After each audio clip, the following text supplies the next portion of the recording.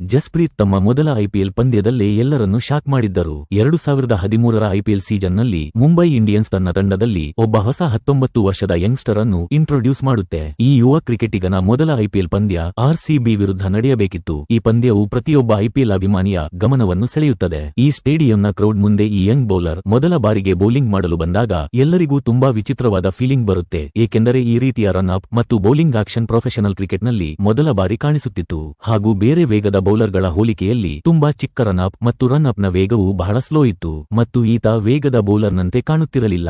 ಹಾಗಾಗಿ ಪ್ರೇಕ್ಷಕರು ಕೂಡ ಸ್ವಲ್ಪ ಕನ್ಫ್ಯೂಸ್ ಆಗಿದ್ದರು, ಯಾಕಂದ್ರೆ ಯಾರಿಗೂ ಅವರ ಬೌಲಿಂಗ್ ಶೈಲಿಯನ್ನು ಅರ್ಥಮಾಡಿಕೊಳ್ಳಲು ಸಾಧ್ಯವಾಗುತ್ತಿರಲಿಲ್ಲ.